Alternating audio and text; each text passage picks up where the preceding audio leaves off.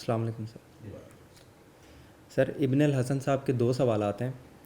پہلا سوال وہ یہ کہتے ہیں کہ قرآن مجید کی آیات واضح ہوتی ہیں لیکن ان کا وہ نتیجہ نہیں نکلتا، جیسے کہ دعا سے متعلق آیات ہیں لیکن ہم برسوں تک دعا کرتے رہتے ہیں، ہماری وہ دعا قبول نہیں ہوتی. دوسرا ان کا یہ سوال یہ ہے کہ بعض ایسی عنایات ہوتی ہیں، عام عنایات جو اللہ تعالیٰ سب پر کرتے ہیں، جیسے کسی کو اولاد دینا، لیکن انبیاء کے ساتھ معاملہ یہ ہوتا ہے کہ اللہ ان کو ایسی عنایات سے بھی محروم رکھتا ہے کہ انبیاء کو برسوں تک دعائیں کرنی پڑتی ہیں، پھر انہیں وہ چیز عطا ہوتی ہے جو عام لوگوں کو ویسے ہی مل رہی ہوتی ہے. دیکھیے، پہلی بات تو یہ ہے کہ یہ ہمیشہ یاد رکھیے کہ اللہ تعالیٰ نے آپ کی دعاؤں کے مطابق دنیا نہیں چلانی، اللہ تعالیٰ نے اپنی منشا کے مطابق دنیا چلانی ہے. جو آیتوں کا مطلب آپ لینا چاہ رہے ہیں یا اس کے نتائج دیکھنا چاہ رہے ہیں وہ اپنے زمانے میں نکل چکے ہیں. آج کے لیے یہ آیتیں نہیں اتری ہیں، یہ نبی کریم صلی اللہ علیہ وسلم کے زمانے میں یہ اپنے نتائج دے چکی ہیں. اب ہمارے لیے ہدایت کا ذریعہ ہیں اور ہماری ذہن سازی کا ذریعہ ہیں، ہمارے لیے شرعی احکام اس کے اندر ہیں. تو کسی شرعی حکم میں اللہ تعالیٰ نے یہ نہیں کہا کہ نماز پڑھو گے تو رزق کھل جائے گا، اس لیے وہ ہوگا بھی نہیں. 2-3 اس طرح کے وعدے ہیں اللہ تعالیٰ کے، ان کو نوٹ کر لیجئے. ان میں سے یہ ہے کہ اگر کوئی میاں بیوی لڑ پڑیں تو وہ واقعی دل کے ساتھ صلح کر لیں تو اللہ تعالیٰ ان کے اندر موافقت پیدا کر دے گا.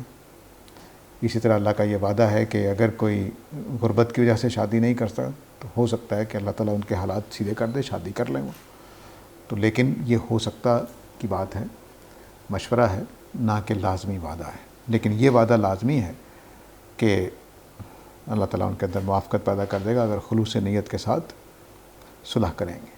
اسی طرح اللہ کا یہ وعدہ ہے کہ جو میرے راستے پر نکلے گا میں اس کو لازماً اپنے راستوں کی ہدایت دے دوں گا. وعدہ ہے اللہ تعالیٰ کا. اس طرح اللہ تعالیٰ کا یہ وعدہ ہے کہ جو نیکی پر قائم رہے گا، آخرت کی غرض سے نیکی کرے گا، اس کو آخرت ملے گی، انشاءاللہ پورا ہوگا. تو جو وعدے ہیں اللہ تعالیٰ کے وہ ایک الگ چیز ہے. باقی جو وعدے نبی کریم صلی اللہ علیہ وسلم کے ساتھ تھے ان کو آج کیسے پورا کیا جائے گا، وہ تو پورے ہو چکے. تو مثلاً کافروں کو اللہ تعالیٰ شکست دے گا، مومنین کو فتح دے گا، یہ وعدے نبی کریم صلی اللہ علیہ وسلم کے زمانے کے ہیں، آج کے زمانے کا نہیں ہے. تو آپ اگر اپنی جنگ کرنے جائیں اور اس کے ساتھ کوئی آیت لگا لیں تو آپ کا قصور ہے. قرآن کیا قصور ہے اس میں؟ وہ آپ کے لیے اتری نہیں، وہ تو نبی کریم صلی اللہ علیہ وسلم کے لیے اتری تھی. تو دونوں باتوں میں فرق کرنا چاہیے کہ وہ آیتیں جو نبی کریم صلی اللہ علیہ وسلم کے لیے اتریں، صحابہ کے لیے اتریں، ان کو آپ اپنے اوپر کیسے چسپاں کر سکتے ہیں. جیسے قرآن نے کہا کہ بدر کے لیے نکلو، عمرہ کرنے جاؤ، تو کیا میں عمرہ کرنے چلا جاؤں اس آیت کی روشنی میں اور پھر وہ آیت کے میں جو کچھ کہا گیا میرے لیے پورا ہو جائے؟ تو یہ میری اپنی جسارت ہے جو میں نے کر لی، اس میں قرآن کا کیا قصور ہے؟ باقی رہ گیا یہ کہ یہ وعدہ کہ تم اگر نیکی پر قائم ہو جاؤ گے تو میں تمہیں خلافت دوں گا، تو وہ صحابہ کے ساتھ وعدہ تھا، پورا ہو چکا ہے. صحابہ کی نسل آج بھی کر لے گی تو ایسا ہی ہوگا. تو جس کے لیے وعدہ ہے، جس کے لیے باتیں ہیں، اس کو سامنے رکھنا چاہیے کہ وہ کون ہے. دیکھیے، ہر کلام کے اندر بولنے والا متعین ہوتا ہے، مخاطب متعین ہوتا ہے. مثلا میں کہوں کہ میں یہاں بیٹھا ہوا ہوں اور میں ایک مٹھائی لے کر آؤں، میں کہوں آپ سب کے لیے مٹھائی ہے، تو جو آن لائن بیٹھے ہوئے ان کے لیے نہیں ہے، یہ ہے ان کے لیے بھی. تو یہ مخاطب طے کرنا پڑے گا. تو آپ نے کیا کیا کہ 14 صدی پہلے جو وعدے کیے تھے محمد عربی اور صحابہ سے صلی اللہ علیہ وسلم اور رضی اللہ عنہم، وہ آپ نے سمجھا میرے ساتھ ہو رہے ہیں. اس کا ایک سب سے جو کروڑ شکل ہے وہ ہمارے کراچی میں ایک صاحب عالم دین ہیں اور غالباً آج کل کینیڈا میں ہیں. وہ کہتے ہیں کہ یہ قرآن مجید ہم پر نازل ہو رہا ہے، جب آپ پڑھیں گے تو ہم پر نازل ہو، اس کے مخاطب نبی کریم صلی اللہ علیہ وسلم نہیں ہیں، میں اور آپ ہیں.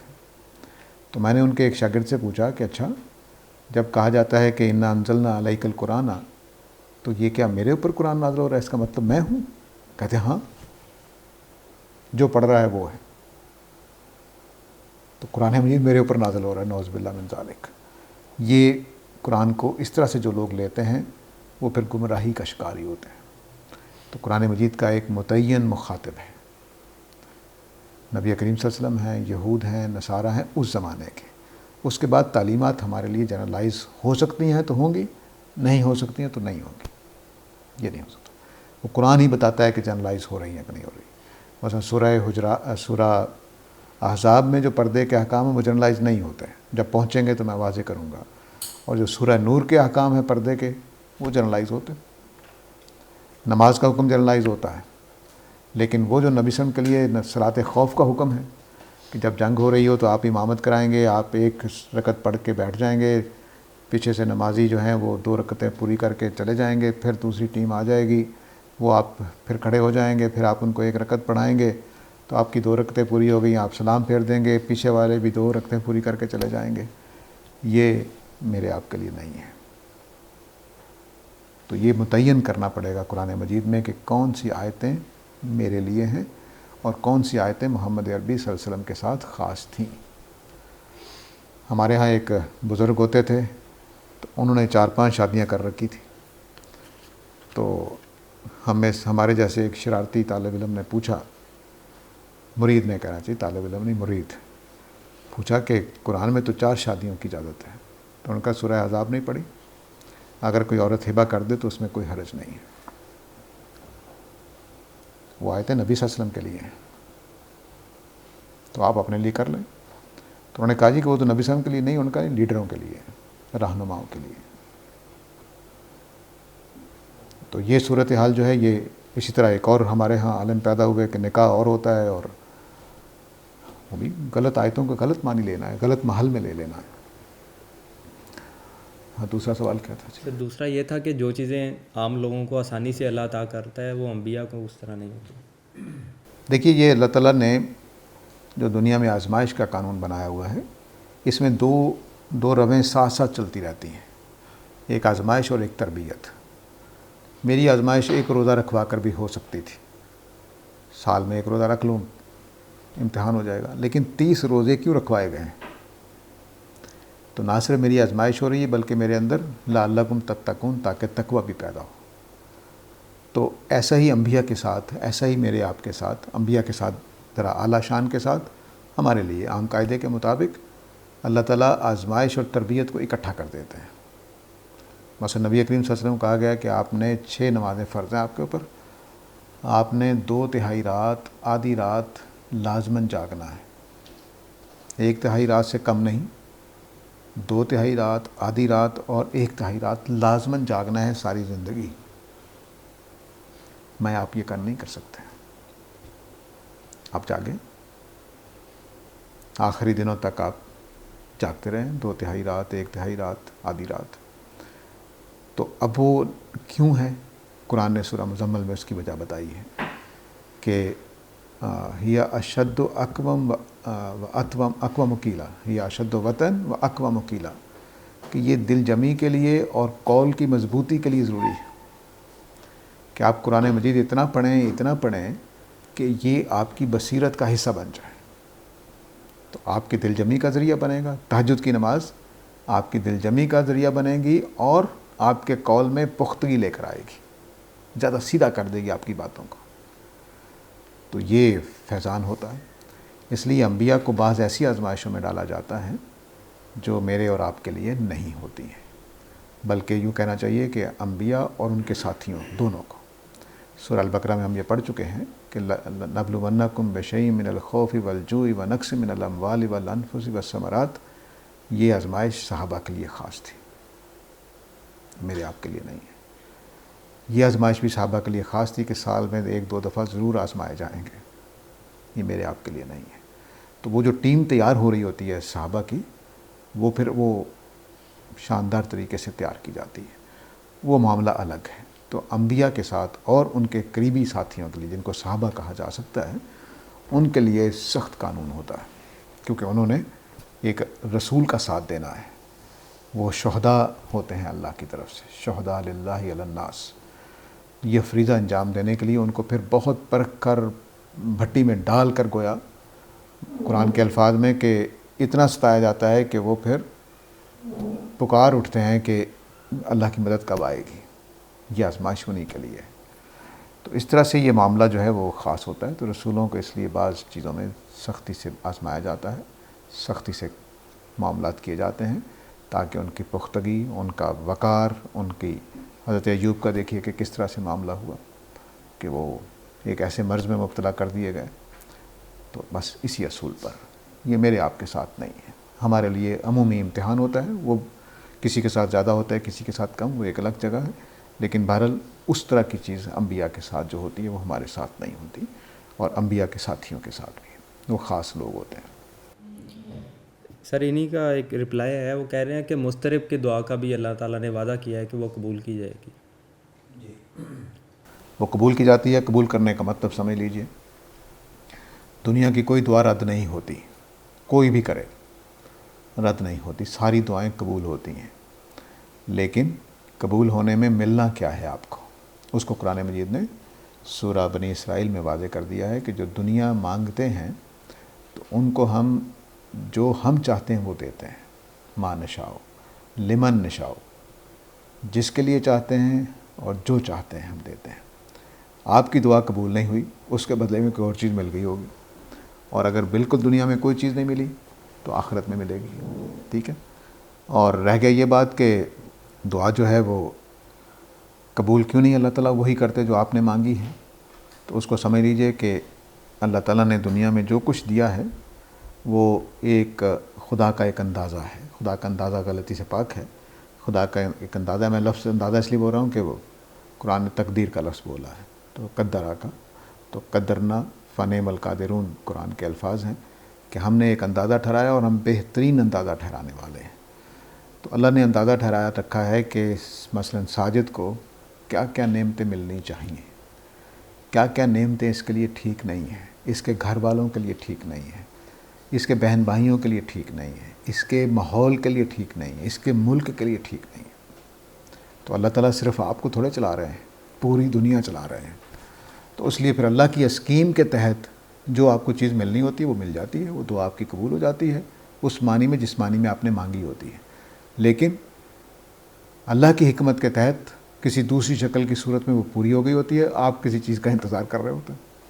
مثلا آپ نے گاڑی مانگی تھی, اللہ تعالیٰ نے آپ کو موٹر بائک دے دی, لیکن آپ ابھی تک گاڑی کا انتظار کر رہے ہیں, اور اللہ کی نظر میں آپ کو گاڑی نہیں ملنی چاہیے, یا اس وقت نہیں ملنی چاہیے, اگلے سال ملنی چاہیے, جو بھی ہے اللہ تعالیٰ کا پروگرام ہے. تو اس لحاظ سے پھر اللہ تعالیٰ دعاؤں کو قبول کرتے ہیں. میری اور آپ کی خرابی یہ ہوتی ہے کہ ہم سمجھ رہے ہوتے ہیں کہ جو میں نے مانگا ہے وہ مجھے مل جائے. یہ بات ٹھیک نہیں ہے. دنیا اللہ کی مرضی پر چل رہی ہے, میری آپ کی مرضی پر نہیں. اور اس وجہ سے بہت سارے لوگ ایمان سے بھی ہاتھ دھو بیٹھتے ہیں کہ اللہ تعالیٰ میری بات نہیں سنتے ہیں. کم از کم میری قریبی جاننے والوں میں 15-20 لوگ ہیں جو اس وجہ سے خدا سے ناراض رہتے ہیں کہ میری کبھی سنی نہیں اس نے. تو وہ آزمائی یہی رہا ہے کہ میں نہ سنوں تب بھی میرے بندے بنتے ہو کہ نہیں بنتے ہو. تو ہم سارے ہیں کہ نہیں وہ بات سنے گا تو پھر میں بندہ بنوں گا. تو بس اسی ضد میں آپ ایمان سے محروم ہو جاتے ہیں, اللہ تعالیٰ اور سخت کرتے جاتے ہیں. تو وہ خدا کی جو مرضی ہے اس کے مطابق نبی کریم صلی اللہ علیہ وسلم نے اور قرآن مجید نے ایک تعبیر اختیار کی, رضیت باللہ ربًا, میں اللہ کے رب ہونے پر راضی ہو گیا. بس یہی منزل ہے, بندگی کی منزل اس سے زیادہ کچھ نہیں ہے. اب اللہ تعالیٰ کھانا دے نہیں, نہ دے تب, مشکلات دے تب, آسانیاں دے تب, میں اس کو رب ہونے پر راضی ہوں. یہ منزل ہے جو اصل میں جس کو نام اسلام دیا گیا ہے. اسلام کا مطلب ہے اللہ کی رضا پہ راضی ہو جانا, اپنے حصے پر ڈال دینا, اپنے آپ کو خدا کے حوالے کر دینا. تو یہ وہ من احسن دینا من اسلم للہ وجہ, اس سے بڑھ کر کون نیک ہوگا کہ جس نے اپنے آپ کو خدا کے آگے ڈال دیا کہ آپ جیسے رکھیں. تو بس یہ بدقسمتی ہے ہماری کہ ہم اپنی مرضی پہ خدا کو منوانا چاہتے ہیں. سر یہ سوال ہے کہ اسرائیل اور فلسطین کے درمیان آج کل جو حالات چل رہے ہیں, اس میں اگر ہم اسرائیلی چیزوں کا بائیکاٹ کرتے ہیں تو کیا یہ جہاد ہے؟ دیکھیے میں پچھلے بچپن سے ان چیزوں کو دیکھ رہا ہوں. ایک دن بھی ایسا نہیں آیا کہ ہم نے واقعی بائیکاٹ کر دیا. تو باتیں ہیں بس. میں ان باتوں کی کیا تائید کروں جس میں سوائے باتوں کے اور کچھ نہیں ہے. بندہ مومن ہو یا کافر ہو, وہ اس وقت تک معنی رکھتا ہے جب اس کے اندر کچھ اخلاقی قاعدے ہوں, کچھ اصول ہوں, قومی یکجہتی ہو, قوم ہو. ہم تو بھیڑ ہیں. وہ میں نے ایک کسی صحافی کا کالم پڑھا, کہ کالم نہیں سفر نامہ تھا غالباً, تو کہتے ہیں میں جاپان گیا تو جاپان میں ایک بینر لگے ہوئے تھے جس پہ ڈبل روٹی بنی ہوئی تھی اور آگے کچھ جاپانی میں لکھا ہوا تھا، تو ہر سڑک پہ نظر آ رہے تھے۔ تو کہتے ہیں میں نے جب گھر پہنچا میزبان سے پوچھا کہ یہ کیا ہے، تو میزبان نے کہا کہ یہ جہاں ڈبل روٹی کچھ مہنگی کر دی ہے، ایک سکہ کہہ لیجیے جو بھی ان کی کرنسی ہوگی، تو وہ مہنگی کر دی ہے، لیکن ہمارے ہاں سسٹم، جاپان میں سسٹم یہ ہے کہ فوراً ایک محکمہ ہے جس کے پاس جاتے ہیں اور پوچھتے ہیں کہ بھئی روٹی اتنی مہنگی ہونی چاہیے کہ نہیں، تو اگر وہ کہتے ہیں کہ ہاں ٹھیک ہے، یہ مہنگائی جو اس نے کی ہے ٹھیک ہے، اگر نہ ہو تو پھر پورے جاپان میں اس طرح کی بینر لگ جاتے ہیں کہ آپ نے ڈبل روٹی نہیں لینی، اگلے دن قیمت واپس آ جاتی ہے، پورا جاپان روٹی نہیں خریدتا۔ مجھے اپنی ہوش میں یاد ہے کہ ایک دن بھی نہیں ہوا، یہ پچھلے دنوں وہ جو ہوا تھا قرآن جلانے کا واقعہ، اس کے بعد فلاں سے پٹرول نہیں لینا، میں نے سب سے زیادہ رش انہیں پر دیکھا۔ باتیں کرتے ہیں، تو باتوں کی کوئی معنی نہیں ہے۔ جہاد کرنے کے لیے اٹھیں، پوری امت کو بیدار کریں کہ بھائی ان کا بائیکاٹ کرنا ہے، اگلے دن گھٹنے ٹیک دیں گے، لیکن ان کو پتہ ہے کہ بس 2-4 لوگ جو میرے جیسے بیوقوف ہوں گے ان باتوں میں آ جائیں گے۔ کون کرتا ہے؟ جو یہ کمپین چلانے والے ہوتے ہیں خود خرید رہے ہوتے ہیں وہاں سے۔ تو یہ اگر قوم نے قوم بننا ہے تو پھر یکجہتی اختیار کرنی پڑے گی، پوری قوم ایک اعلان کرے کہ آج سے بس ہم بس ختم کر دیں۔ پھر آپ 2 دن پئیں گے، اس کے بعد پھر کوکا کولا چل رہی ہوگی، پھر پیپسی چل رہی ہوگی، پھر ٹیم چل رہی ہوگی، تو فائدہ کیا؟ یہ اشتہار بن جائے گا ان کمپنیوں کا، لیکن بہرحال تو یہ نہیں کرنا چاہیے۔ ہمیں اگر کرنا ہے تو صحیح قوم بنے۔ ہمارے ہاں وہ ایک زمانے میں مہم چلی اور پھر بیچارہ کسی نے اپنا کولا بھی بنایا تھا، پتہ نہیں امرت کولا کے کیا، اس کو کسی نے پوچھا ہی نہیں، حالانکہ شاید 2-4 مہینے اس کا کڑوا پانی پی لیتے تو شاید وہ بھی اپنا معیار بہتر کر لیتا۔ تو ہمارے اندر قومیت کی کوئی چیز ہے ہی نہیں ہے، باہر کی آئی ہوئی چیزیں زیادہ بکتی ہیں، قیمت بھی ان کی ہم زیادہ دیتے ہیں۔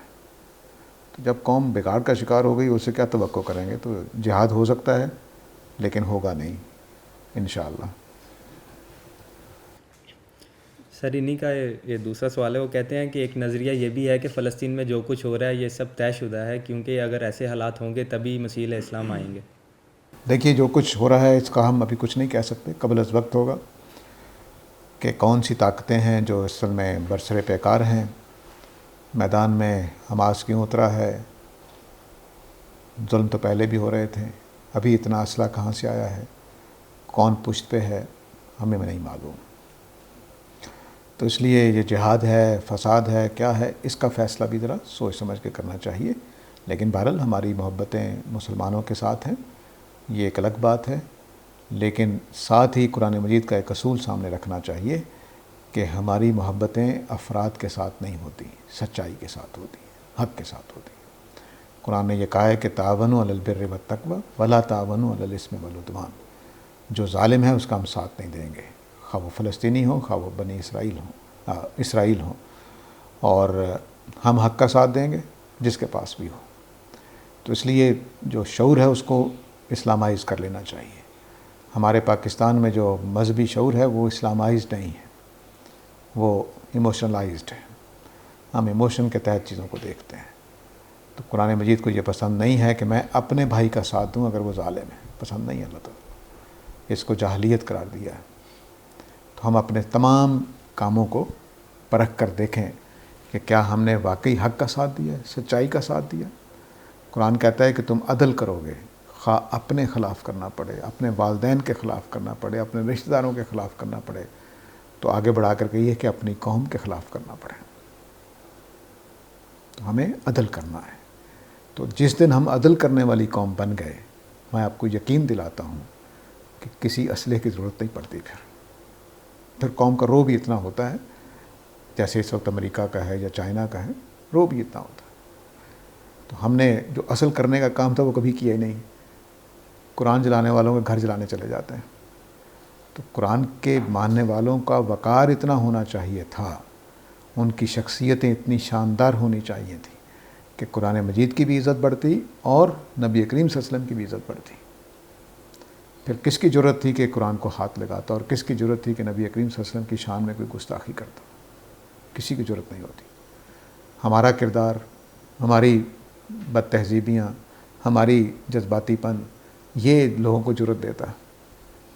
تو مومن بنیں، محمد عربی صلی اللہ علیہ وسلم کے صحیح سپاہی بنیں، وہ جذبات سے یا باتوں سے نہیں کچھ ہوتا، کردار سے ہوگا۔ سر یہ ایک اصولی بات سمجھا دیں کہ جب دو گروہوں کے درمیان جنگ ہوتی ہے تو اس میں جو مقامی لوگ ہوتے ہیں جن کا جنگ سے کوئی تعلق ہی نہیں ہوتا، ان کی بھی ہلاکتیں ہوتی ہیں۔ جیسے ابھی ہمیں میڈیا کے ذریعے پتہ چل رہا ہے کہ فلسطین میں جو جنگ تو اسرائیل اور حماس کے درمیان ہو رہی ہے، لیکن وہاں پہ جو عام لوگ ہیں وہ بھی مر رہے ہیں، اس میں شہید ہو رہے ہیں۔ تو یہ جنگ کے کوئی اصول ہوتے ہیں یا ایسے ہی ہوتا ہے کہ جب جنگ شروع ہو گئی ہے تو پھر جو بھی سامنے آئے اسے مار دیا جائے؟ نبی کریم صلی اللہ علیہ وسلم نے جو جنگ کے اصول دیے ہیں اس میں آپ سویلینز کو جدید اصطلاح میں نہیں مار سکتے، اور یہ صرف اب نبی کریم صلی اللہ علیہ وسلم کی بات نہیں ہے، تمام جنگی قواعد میں یہی ہے، ہر قوموں کے لیے۔ آبادی پہ آپ بم نہیں پھینک سکتے، آبادی میں آپ جنگ نہیں کر سکتے، میدان جنگ میں جاتے تھے، باہر جنگ ہوتی تھی تاکہ شہری محفوظ رہیں۔ اور نبی کریم صلی اللہ علیہ وسلم نے اور بھی امن دیا کہ آپ کسی کا کھیت برباد نہیں کریں گے، آپ لوگوں کو قتل نہیں کریں گے، اس طرح کی بچوں کو قتل نہیں کریں گے، یہ بالکل نہیں ہونا چاہیے۔ یہ تو اصولی طور پر مانی ہوئی باتیں ہیں۔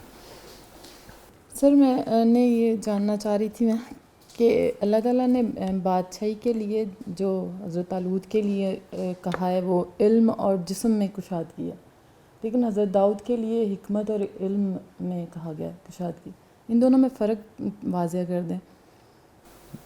جس چیز کے لیے حضرت طالوت کا مطالبہ ہوا تھا اس کے لحاظ سے وہ دو چیزیں ان کو دی گئی تھیں، اور علم اور حکمت سمجھ لیجئے کہ مترادف ہیں ایک طرح سے۔ البتہ جو حضرت داؤد کو چیزیں ملی ہیں وہ بادشاہت ہے، اور بادشاہ تو ان کو بھی ملی ہے، وہ ان کا ذکر نہیں ہے بادشاہت کا، لیکن حکمت اور وَعَلَّمَهُ مِمَّا یشاء، وہ آپ سمجھ لیجئے کہ علم وہاں پہ ہے، تو یہاں پر علمہ مما یشاء یہاں وہ بیان کر دیا ہے۔ البتہ حکمت اضافی ہے جو غالباً طالوت کے پاس نہیں ہوگی، لیکن اتنی تو ہوگی کہ وہ حکومت سنبھال سکیں۔ جو بظاہر لگتا ہے وہ یہی لگ رہا ہے کہ جسم کی جو کشادگی تھی وہ حضرت داؤد نے پوری کی ہے، مطلب اس کا قتل جالوت کا تو حضرت داؤد علیہ السلام ہی کرتے ہیں۔ اگر تورات کا بیان ٹھیک ہے تو وہ تو لڑکے سے ہیں، کمزور سے ہیں، غریب سے ہیں، تو جالوت کے مقابلے میں بالکل ہی ایسے جیسے کوئی بچہ لڑنے آ گیا ہے، لیکن بہرحال حضرت داؤد نے کمال وہی کیا جو ایک طاقتور آدمی کرتا ہے، تو اس اعتبار سے آپ کہہ سکتے ہیں۔ تو ٹھیک ہے، یہ ایک پہلو ہو سکتا ہے، موازنے میں ضرور کرنا چاہیے۔ اور دوسری چیز وہ یہ ہے کہ کتنے انتہا فساد فی الارض کی کیا ہے، کیونکہ اگر ہم دیکھیں تو فلسطین پہ بھی بہت عرصے سے ظلم ہو رہا ہے بے گناہوں پر، کشمیر پر بھی۔ تو جو اللہ تعالیٰ نے اس آیت میں اسلوب بتایا ہے کہ ایک قوم سے دوسری قوم کو ہٹایا جاتا ہے، تو کتنی انتہا ہے جب اللہ تعالیٰ یہ فیصلہ لیتا ہے؟ دیکھیے، اللہ تعالیٰ نے قوموں کو شعور دیا ہے، ہونا چاہیے تھا کہ مسلمان قومیں ساری اکٹھی ہوتیں اور وہ فلسطین کے حالات کا جائزہ لیتیں، فلسطینیوں کی مدد کرتیں اگر وہ حق پر تھے، اور اسرائیل کو آرام سے وہاں سے نکالا جا سکتا ہے۔ اول تو یہ بات ہے کہ جب اسرائیل یہاں پنجے گاڑ رہا تھا اس وقت ہی ہم سوئے ہوئے تھے، ہم نے زمینیں بیچی ان کو دگنی تگنی قیمت پر، اور ملک ان کے حوالے کر دیا۔ تو جو کچھ بھی ہوا ہے وہ ہماری اپنی کوتاہیوں سے ہوا، لیکن اب بھی ان کوتاہیوں کو ہم ختم کر سکتے ہیں۔ لیکن ہمارے ہاں تو ذرا حکومتیں اٹھا کر دیکھیے، کون حکومت ہوگی جو فلسطینیوں کا ساتھ دے گی؟ کوئی نہیں۔ دو چار لوگوں نے جو اعلانات کیے ہیں اس میں ترکی ہے غالباً، ایران ہے، اور دو ایک ملک ہیں، بس۔ انہوں نے ساتھ بھی کیا دینا ہے؟ بس وہ ایک اس وقت اپنا جو قوموں کا وزن ہوتا ہے وہ ڈال رہے ہیں۔ تو اصل میں ہونا چاہیے تھا کہ سارے ملک یہ اکٹھے ہوں، ان کا ایک وفد جائے، حماس کا کام کا جائزہ لے، ان کو اگر سپورٹ کرنی ہے تو اسلحہ بھیجیں، ان کو مدد کریں، اور اگر دیکھیں کہ نہیں انہوں نے غلط اقدام کیا ہے تو ان کو سمجھائیں اور صلح کا پیغام دیں۔ تو یہ کام کرنا چاہیے مسلمان ملکوں کو، مسلمان قوموں کو، مسلمان علماء کو، لیکن بدقسمتی یہ ہے کہ اب اس نہج پر کوئی کام ہی نہیں کرتا۔ اور اگر صلح کی طرف ان کو کہا جاتا ہے تو کس بنیاد پر ہوگی؟ جو پہلے ان کے تحت تھے قوانین، اسی بنیاد پر صلح کروائی جائے گی؟ پہلے جو صلح ہوئی یاسر عرفات کے زمانے میں یا ان کے بعد، اس کو بھی دوبارہ ریوائیو کیا جا سکتا ہے، اور فلسطین وہ علاقے چھوڑ دے، اسرائیل جو فلسطین کے قبضے میں کیے ہیں، اور یہ بھی کیا جا سکتا ہے کہ اصل صورت میں بحال کر دیا جائے جو زیونسٹ موومنٹ سے پہلے صورت حال تھی۔ دونوں امکانات ہو سکتے، یا کوئی تیسری صورت بنا دی جائے کہ بیت المقدس کو اور مسجد اقصیٰ کو انٹرنیشنل سٹی قرار دے کر ملی جلی حکومت قائم کر دی جائے، باقی فلسطین اور اسرائیل الگ الگ کر دیا جائے۔ کوئی بھی صلح کسی بھی چیز، لیکن وہ صلح کرانے والے جائیں تو صحیح نا۔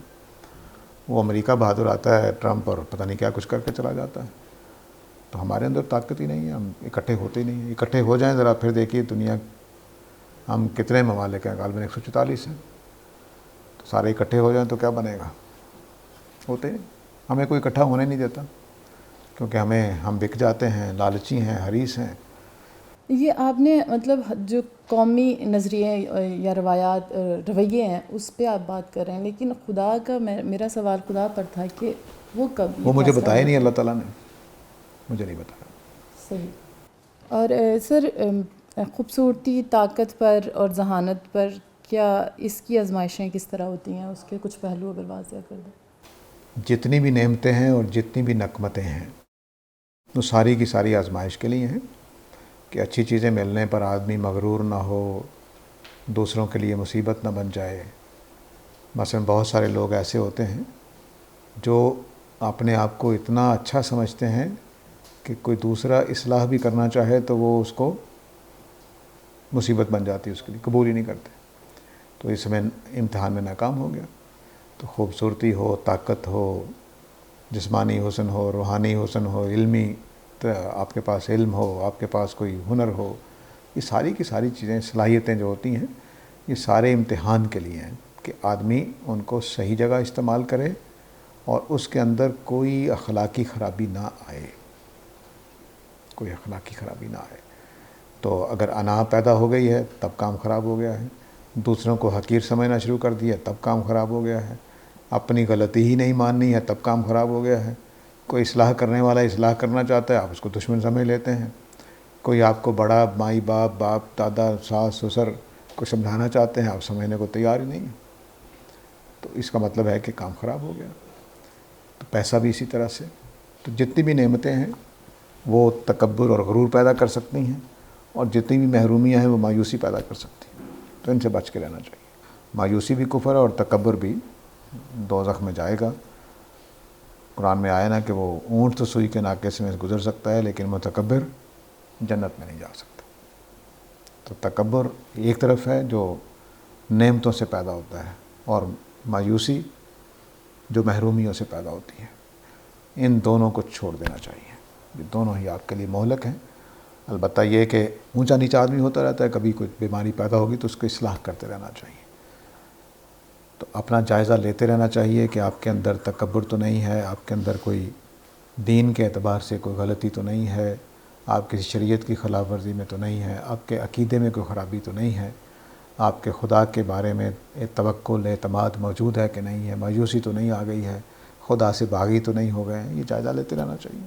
تو یہ سارے آزمائش کے پہلو ہیں۔ سر میرا سوال ہے کہ ابھی جو فلسطین میں جو کچھ ہو رہا ہے، یہاں پاکستان میں عوام سڑکوں پہ نکلتے ہیں کہ وہاں پہ ظلم ہو رہا ہے کہ آواز نکالتے ہیں، لیکن یہاں خود پاکستان کے اندر اگر بلوچستان اور پشتون میں اور کشمیر اور ہمارے گلگت بلتستان میں بھی دیکھیں تو یہاں پر جو بنیادی فریڈم آف سپیچ ہوتا ہے اس کی بھی اجازت نہیں ہوتی، یعنی اپنے حقوق کے لیے آواز بھی اٹھائیں تو اس کے لیے غداری کے جو چارجز لگا کے بالکل جیلوں میں ڈالے جاتے ہیں، تو کیا یہ بھی ظلم کے زمرے میں نہیں آتا اور لوگوں کو اس پہ آوازیں نہیں اٹھانی چاہیے سر؟ بالکل اٹھانی چاہیے۔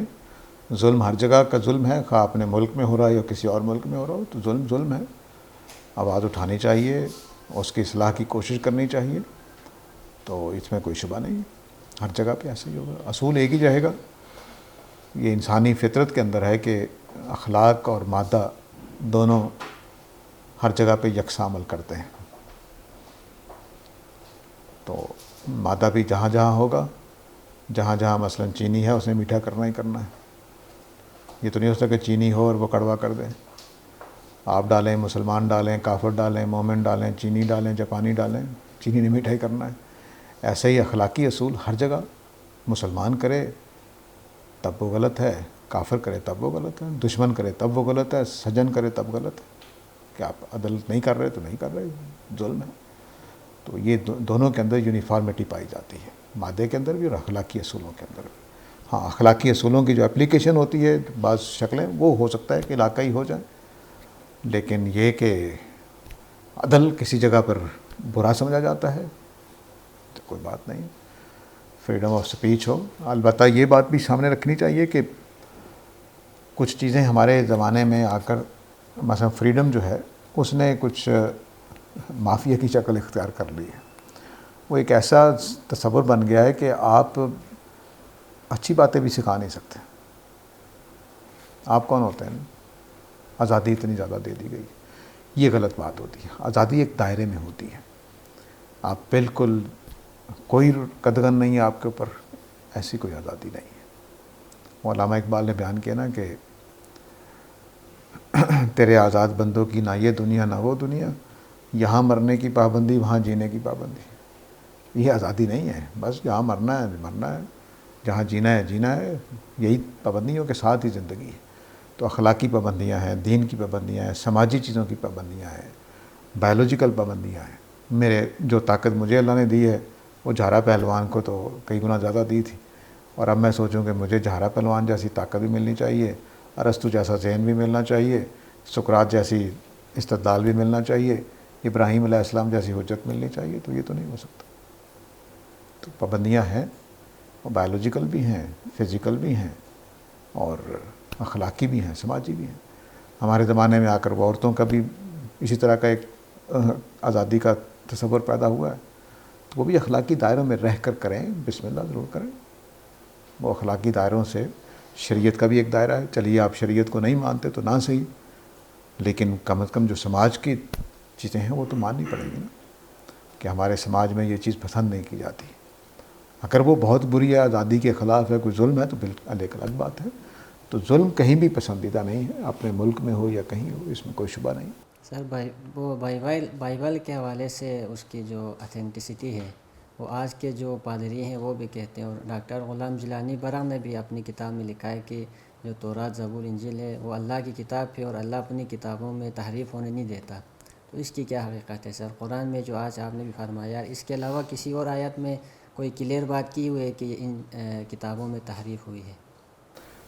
قرآن مجید میں یہ بالکل واضح لکھا ہوا ہے، یحرفون الکلم عن مواضعہ، لیکن اس کے دو معنی ہو سکتے ہیں.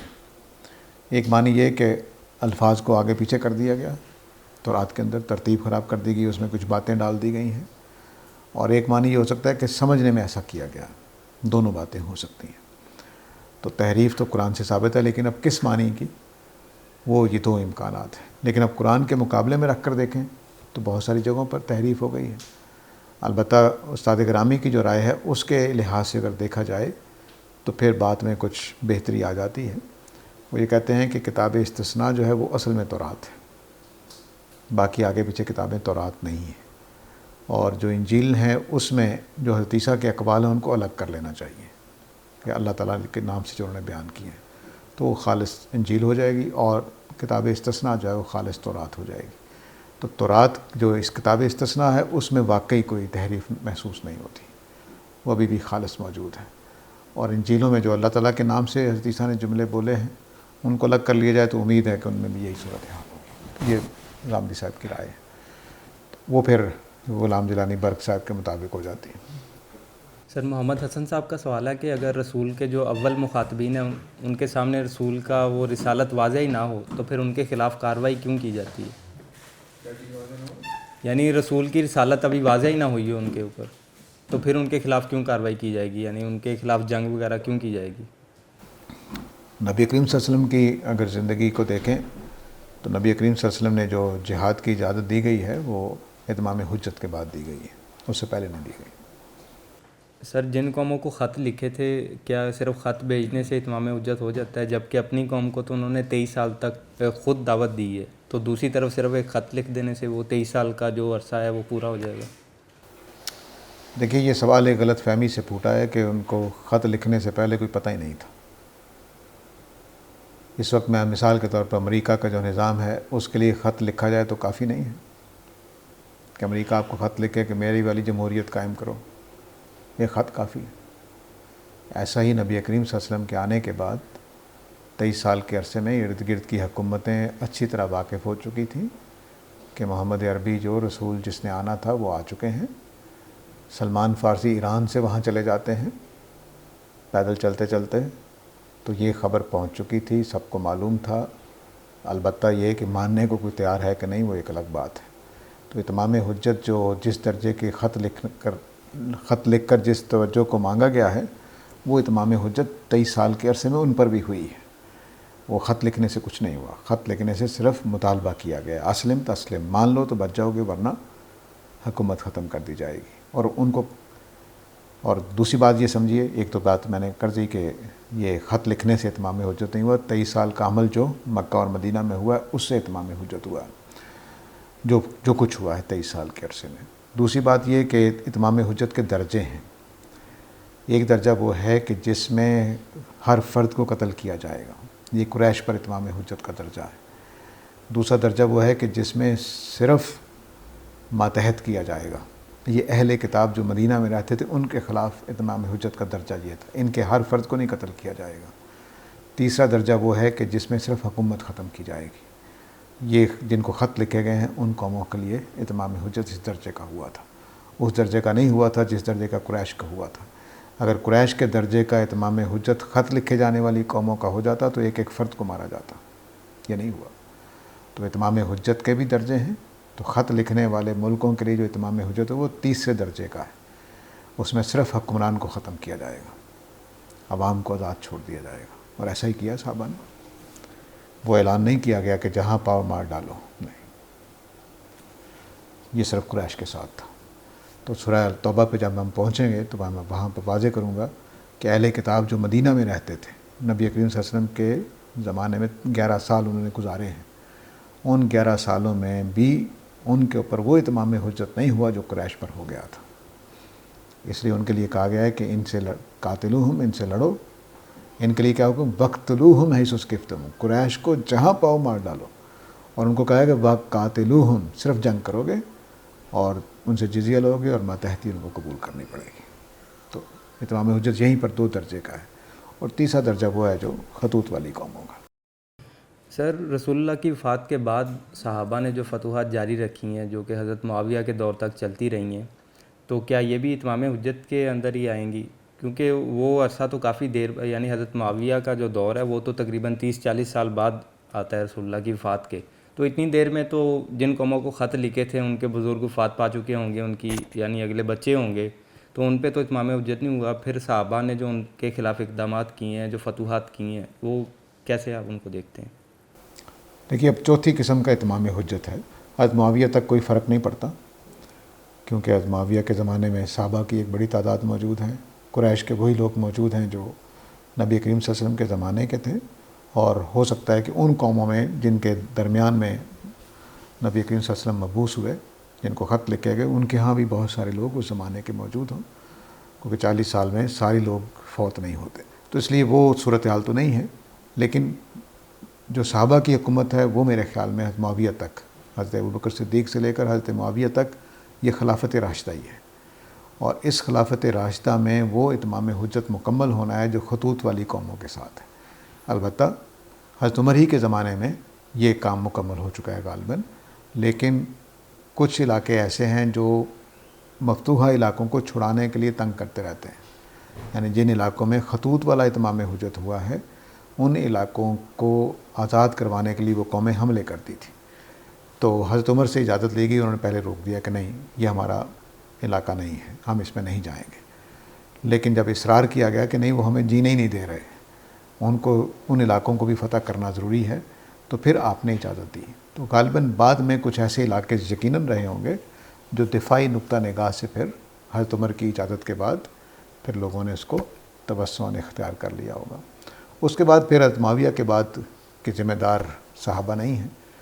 اس کے بعد پھر یہ صورتحال ہو سکتی ہے کہ کچھ علاقے جو اتمام حجت کے علاوہ تھے، وہ جو بادشاہوں کی ضرورتیں ہوتی ہیں، دفاعی ضرورتیں ہوتی ہیں، حکومت کو پھیلانے کے لیے معاشی ضرورتیں ہوتی ہیں، وہ کئی چیزیں پھر پیش نظر ہوتی ہیں، وہ بھی یقیناً اس میں استعمال ہوئی ہوں گی، اور وہ عین ممکن ہے کہ حضرت معاویہ کے زمانے میں بھی وہ چیزیں استعمال ہوئی ہوں کہ قوم کی بہتری کے لیے، ترقی کے لیے، معیشت کی بہتری کے لیے دوسری قومیں جو مسلمانوں کو پسند کرنے لگ گئی ہیں ان کو آزاد کرانے کے لیے، کسی قوم میں ظلم ہو رہا ہے اپنی عوام کے اوپر، ان کو آزاد کرانے کے لیے، تو کئی اسباب ہو سکتے ہیں۔ اتمام حجت کا معاملہ حضرت عمر کا تک لگتا ہے کہ غالباً مکمل ہو چکا تھا۔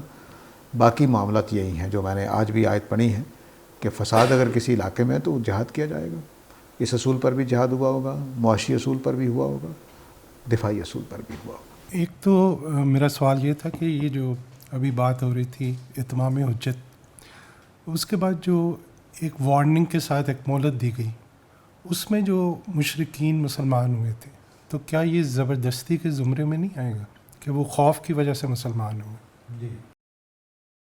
یہ ہدایت اللہ تعالیٰ نے زبردستی نہیں دی، قانون نے زبردستی دی ہے۔ ایک تو یہ بات ہے۔ دوسری بات یہ کہ ان کا اصل میں مجرم لوگ ہیں یہ۔ مثال کے طور پر حکومت ایک چور کو رنگے ہاتھوں پکڑ لیتی ہے، اب اس کو کہا جا رہا ہے کہ یا تو آئندہ چوری سے توبہ کرو ورنہ ہاتھ کاٹ دی جائیں گے، تو یہ اس طرح کا معاملہ ہوا ہے۔ وہ عام لوگ نہیں ہیں، اب ان کے اوپر اتمام حجت ہو کر ان کے اوپر رسول کی گواہی قائم ہو گئی ہے کہ یہ کافر ہیں، سزا ان کو ملنی ہے، نہیں لیں گے، بچنے کا ایک طریقہ بتا دیا گیا بس۔ تو یہ مجرمین کا معاملہ ہے، نہ کہ عام لوگوں کا معاملہ نہیں ہے۔ ایک سوال تھا کہ اگر ایک شخص روایتی طور پہ یہ جو ہمارے 4 یا 5 مسالک ہیں فقہی، اگر اس میں سے کسی کا بھی مقلد نہیں ہے تو کیا اس کے لیے آزادی ہے کہ وہ اپنا ایک عمل کسی ایک مسلک کے مطابق کرے اور کوئی دوسرا عمل کسی دوسرے مسلک کے مطابق؟ اصل میں 2 پہلو ہیں اس بات کے، ایک پہلو سے جواب ہوگا نہیں اور ایک پہلو سے ہوگا ہاں، ٹھیک ہے۔ جو پہلو نہیں والا ہے وہ ہمارا انتظامی مسئلہ تھا کہ مثال کے طور پر پاکستان میں فقہ حنفی نافذ ہے، تو فقہ حنفی کے مطابق ہی سب کو ماننا پڑے گا، کیونکہ یہاں کا قانون یہ ہے۔